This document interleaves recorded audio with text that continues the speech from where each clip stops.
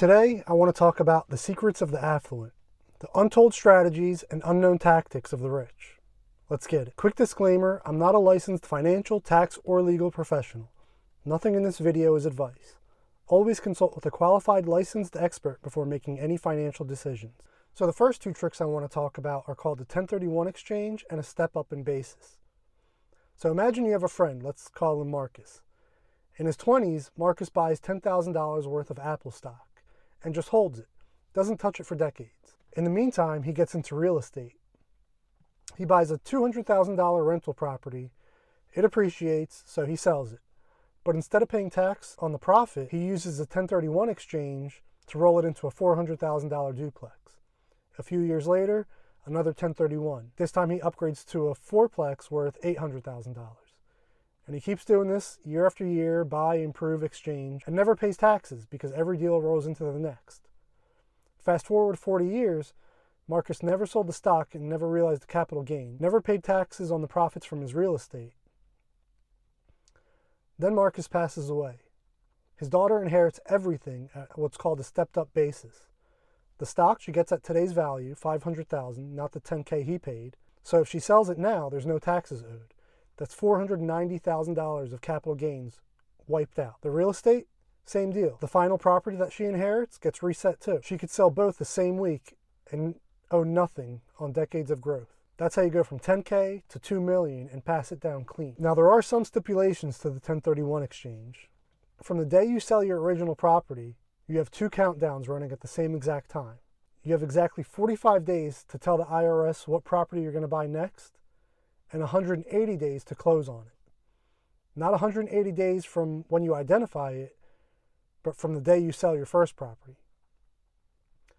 Another stipulation is if the check from the sale ever hits your account, even for a minute, the exchange is dead. The IRS treats it like a regular sale and you'll owe full capital gains tax. But there's something called a qualified intermediary whose only job is to hold the cash between the sale and the next purchase. So the third trick I want to talk about is all about protecting and preserving your empire. See, the wealthy don't just stack assets, they build structures. Their house might be held in a living trust, their business run through an S Corp or LLC, and all of it usually sits under a holding company. See, the trust controls how their wealth passes down, privately, intentionally, and without court getting involved.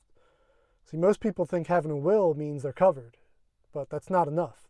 It still has to go through probate court.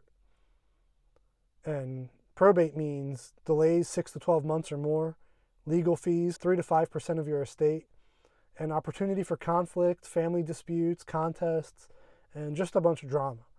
So a trust avoids all that. Then inside the trust sits the holding company. It doesn't flip houses, doesn't trade stocks, doesn't do anything. All it does is own the entities inside. Because when everything flows through a holding company, the risk stays separated.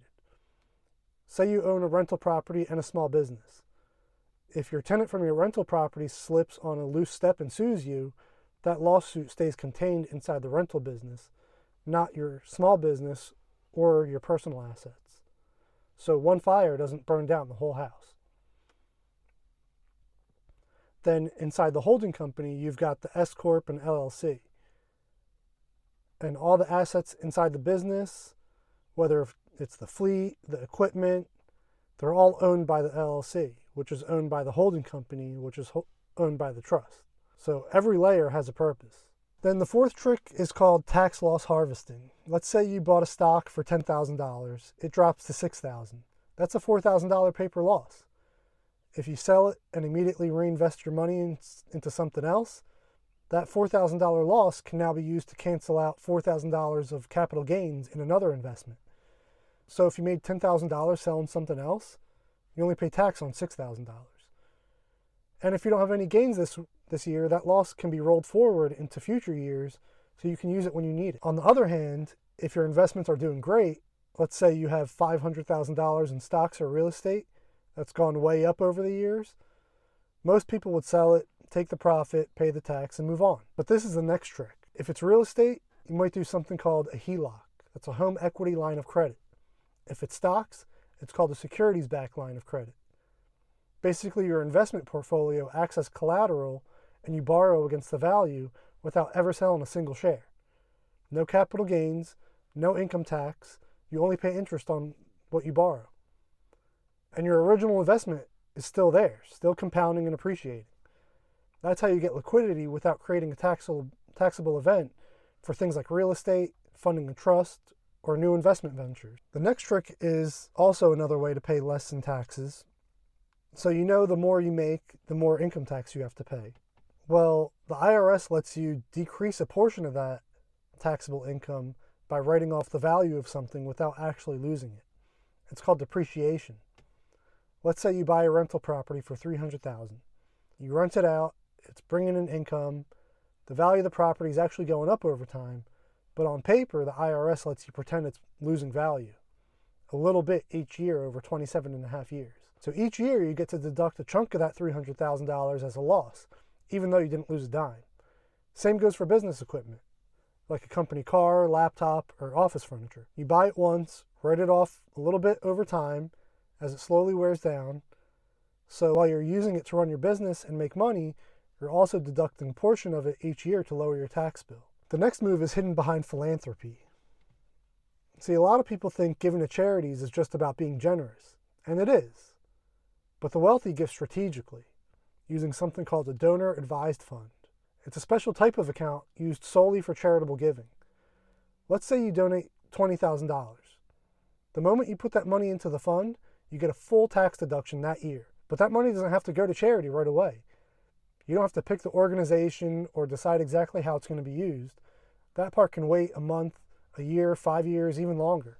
And while that money sits in the fund, it can be invested just like a retirement account, growing tax-free until you're ready to give it. And sometimes they even own the nonprofit they donate to. When they donate to a fund, they can recommend grants to those charities, including their own. The next trick is for using life insurance for tax-free money that you can access while you're still alive. See, permanent policies come with something called a cash value. That's money that gets built up over time inside the policy. To access it, you don't have to withdraw it. You can just borrow against it. Like borrowing against your stock or real estate, this loan is non-taxable. There's no capital gains tax or income tax. The IRS doesn't tax loans. And the money never left the policy. It's still compounding. The policy stays active and grows. You choose when to pay it back, if ever. And when you pass away, the death benefit pays off any loan balance, and your family still gets the rest of the death benefit. And you can add an additional layer of protection by running it through a trust. This avoids probate, passes it down outside of your estate, completely tax-free. It's one of the few places you can store money, grow it tax-deferred, borrow against it, and pass it on tax-free. So now you see how the tax code is specifically written to incentivize certain behavior. And if there's one book I would recommend everyone should read, it's The Algebra of Wealth by Scott Galloway. I've got a link to it posted in the description below. Get it for yourself, get it as a gift, doesn't matter. Everyone should read this book. It'll seriously change the way you think about money. So which one of these tricks surprised you the most? Let me know in a comment.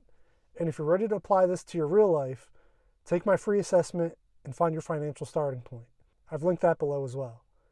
As always, you can't seek answers to questions you've never conceived, so subscribe, come along the journey, and we'll see you there.